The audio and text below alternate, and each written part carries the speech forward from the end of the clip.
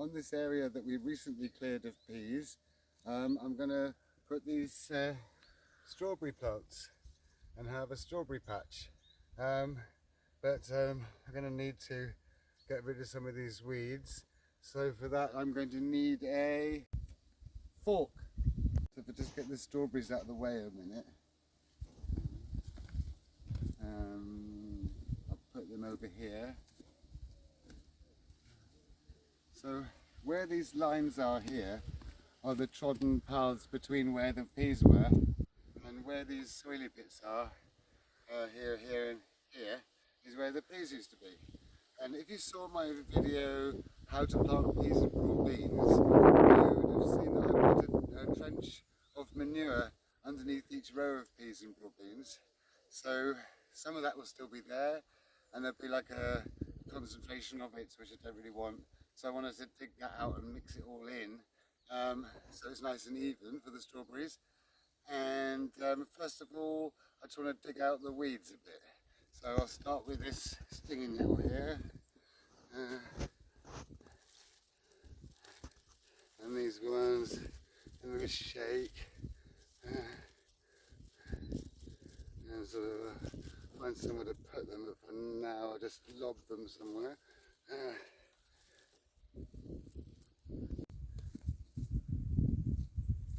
So, these stinging nettles, they sting up the stem and they sting on the sides of the leaves, but they don't sting on the roots. If you just pick them up by the root and shake all the soil off them, and then just put them somewhere where they're going to hang and dry, they'll be dead in an hour.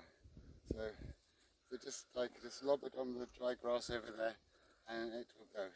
One thing you've really got to look out for is perennial weeds with deep roots, like this nasty couch grass here. It spreads along under the ground, sends up little plants. Oh no, this isn't couch grass, this is bindweed, that's even worse. It's similar, actually looks similar, but it grows up with these nasty bits that climb up, and they spread underground with these awful roots, and they'll come up through any amount of mulch you put down. And you'll see loads of them in the ground. Horrible things. Try and get out as many as you can. They also snap really easily, yeah? And each little bit would grow. And the nastiest roots need moisture and soil and things, so if you just put them on top of a pile of dry stuff like this old pea pile, they will die and dry. So just put them there and make sure they have no contact with the soil and they will die. Deep-rooted perennials would also include things like docks and dandelions and thistles, all these things that can sprout right up through the mulch layer.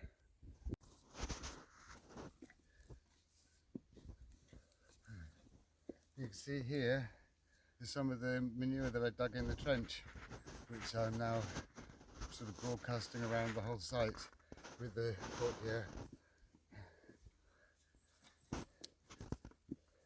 So more of this nasty bindweed. Horrible. So let's break the lumps up with the fork.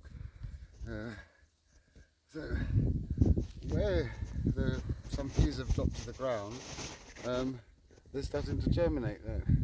But of course they won't produce anything now, it's far too late. They must come originally from a desert region because they're triggered by rain. So they must grow during the rainy season and then lie dormant in the dry season.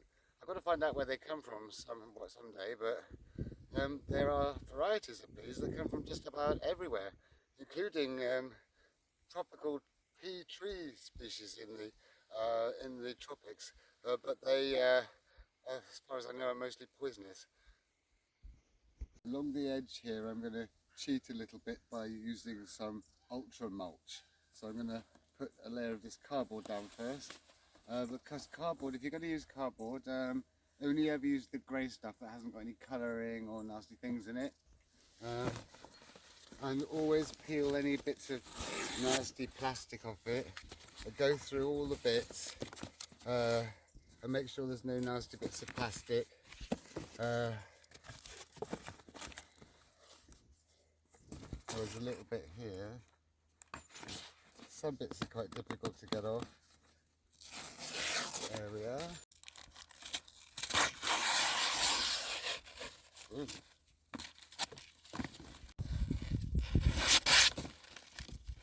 All these nasty bits of sellotape and plastic, if you left them on the cardboard, when the cardboard is rotted away, then you just end up with lots of nasty bits of plastic litter in your vegetable garden, which is not very nice. So, but you can kind of subtly put them on the vegetable garden, on the bonfire, because there's not really that much plastic. So for now, I'm going to just put it in with the strawberries, just next to them, so I know where it is. Right, so this bit along the edge, I think, to stop these weeds continually coming in, I'm going to put a big barrier, and I'm going to use that as a path as well. So I'm just going to start laying them down here, making a thick barrier, so it'll be really difficult for the weeds to come up, and then the strawberries are going to be this side of it, so I haven't got so much of a battle with the weeds.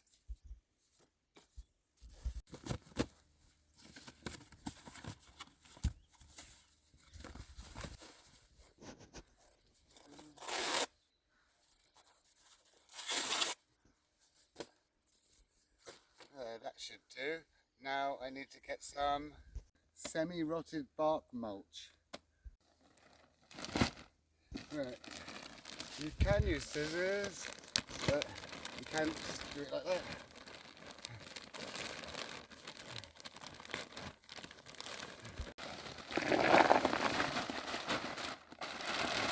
Tip all that on and spread it out quite thickly. It's 10 centimetres, 4 inches.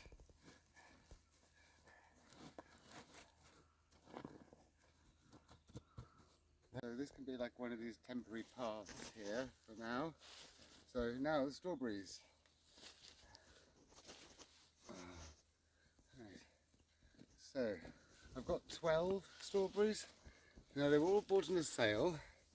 The lady I bought them off, her husband grows them, and they're all nice varieties, but she can't remember which is which.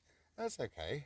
So you get different types of strawberries, some that have one big flush in May or June, and then very little, just the odd one throughout the summer. Other ones do not such a big flush and do a few flushes throughout the summer. So I think I've probably got a few of each. Some of them have got flowers on, so that sort of suggests that they might be all year long. So, ooh, there's a slug, fish can have that. Strawberries like to go a foot apart, both ways, foot apart that way. So that's quite easy. And then you can keep them in the same location for up to 4 years before you dig them up and get new ones from runners. Now, runners are like here. There's one here, and the strawberry sends out these long shoots. They're actually called stolons, and if a plant produces them, then they're stoloniferous. And at the end there's a little plant, and it can have a long run with many plants, and they're all root in and plant. So when you're growing strawberries, you want to remove them so you don't just get like a disorderly mass of strawberries. But of course, when you're planting strawberries, you remove them because you don't want to take the energy off the plants. But in years to come, when you want to start a new strawberry bed, or you want to extend your strawberry bed, then you can grow baby ones from these when they're a bit bigger than that. But for now, I'll lob it over there. So there's that one.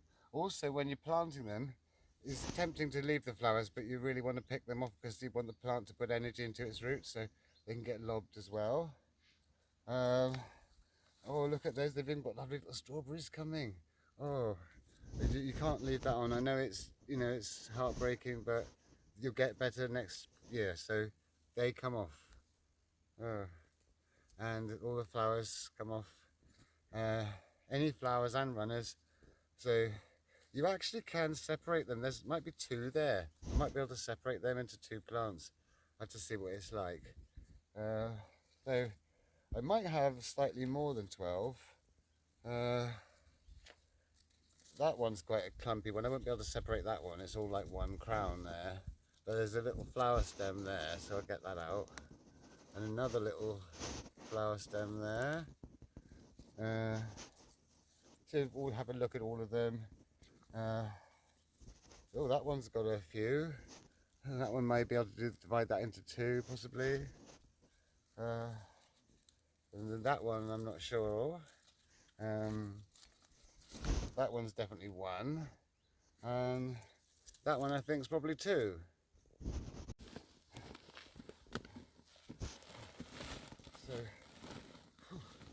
going to dig some organic material in, and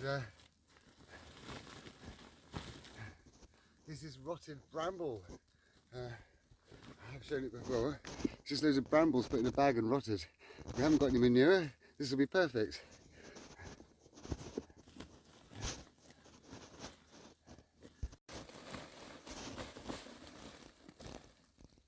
Ew.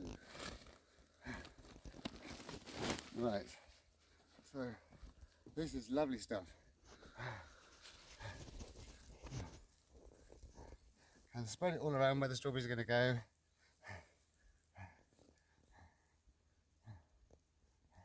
And working backwards, dig it in. Just just get it into the soil and break up lumps, of course. Sometimes you have to break them up with your hands. Like that. It's the only way, really, sometimes.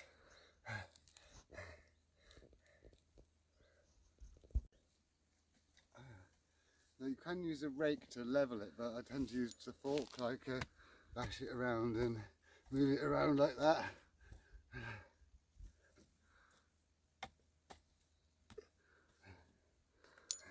Strawberries like sunshine, shelter and well-drained soil. You can grow them in containers, but you'd probably need to replant them every year and feed them a hell of a lot more if they're in containers, but they can grow really well in containers and hanging baskets. But I'm just doing a good patch of them here. So I'm going to use these sticks to mark out the rows.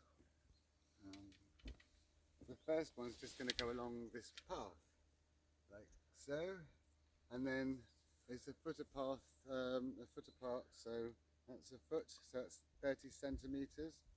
So that there, and the same that side, it's about there. And now I'll mark out the strawberries. I've put the strawberries into two lots. These ones have only got one crown, as they can only be one plant, and all the ones here are ones that possibly could be divided into two plants. So I'm going to put these ones out first. One foot here, one here, and then a foot there,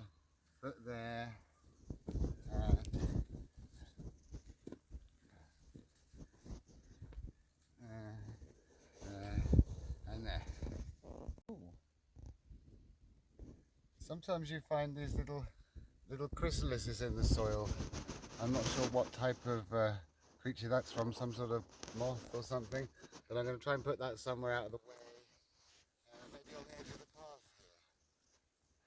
Right, so these ones, maybe they can be divided or not, so I'm going to have a look.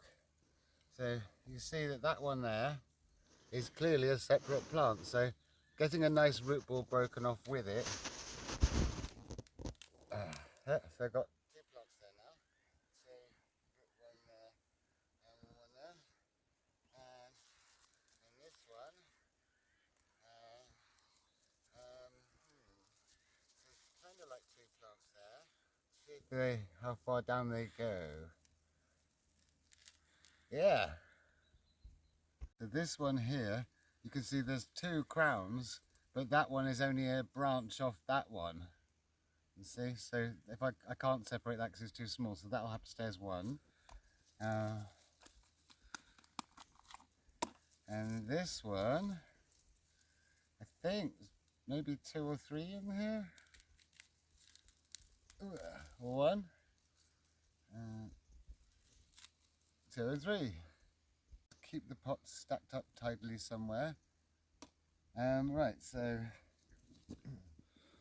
I can move these sticks along here to there, and that one along there, and then line up some of these a foot apart. One there, one there, one already there, and then one there. So that's that row down, and I get a whole extra row. So a foot here, like so, and then plonk them along here.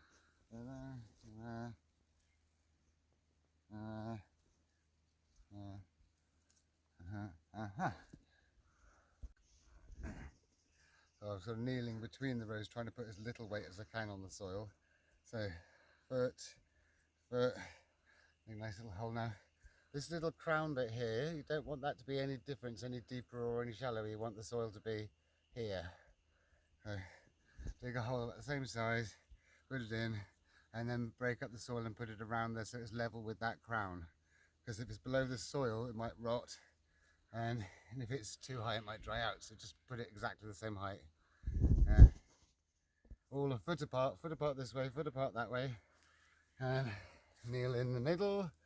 That one's in already. So that one I couldn't separate, that's that one again. So that's going to go on the end here. Yeah.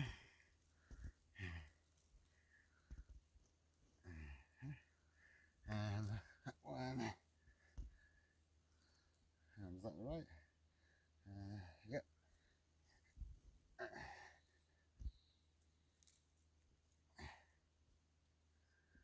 Right. So 3 rows of strawberries out of those 12 little pots.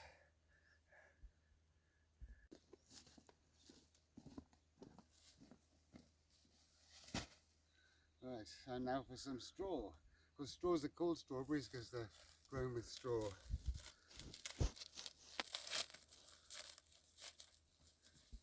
So I don't think I'm going to have enough hay to put on the whole patch today. So for the purpose of the demonstration, I'm going to have to do so much of it and then get some more tomorrow.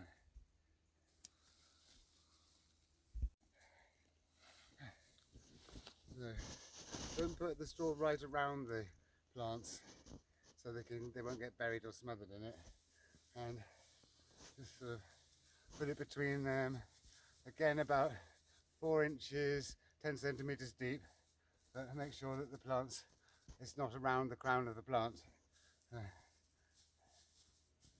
So